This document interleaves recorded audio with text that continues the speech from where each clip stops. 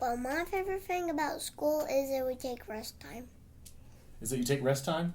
That's an amazing thing to like about school. So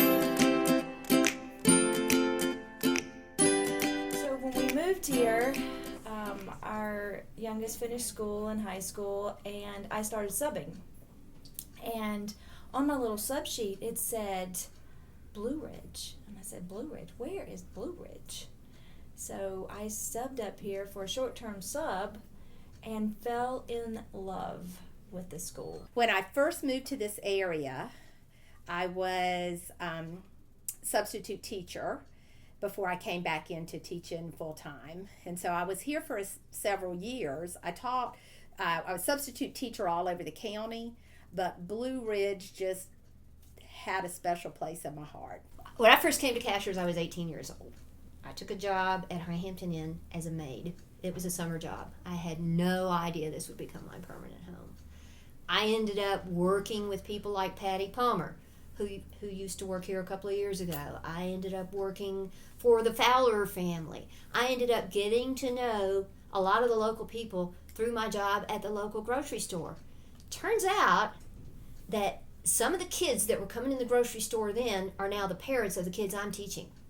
And the people that I was working with at Hampton then are the grandparents of the kids I'm teaching. So I know these families, and I feel like these are my kids. You know, I just want to hug them and hold them, and they're like my babies. If other people found out about Blue Ridge like I did, you know, moving from Atlanta to a small little community, and it's hidden. You just see it on the side of the road. If they could just walk in and see what we do, they would fall in love with the idea and would say, oh, what can we do? What can we do? Because I know there's so many people out there that want to be involved in the community and want to give back. And I think we get skipped over sometimes because these are students that are growing and they don't have any other opportunities and they don't have the resources. Then when I started teaching school, I started teaching at Summit Charter School, and it was a wonderful experience for me, and I loved it. When I came back here to do some student teaching after the requirements changed and I had to get certified to teach, I saw a whole other side of education, and I was hooked, and I wouldn't teach anywhere else. This is a fantastic community. It's so tightly knit, and the people are just such good people, and the needs are so great. I do believe that there are individuals that really, really, really give back to our school. But I feel like there's not enough. It's like when you go to church, you have the same people all the time when they say, when someone dies and you have to bring food, well, it's still Sally Joe and Mama Sue, because they're always going to bring food.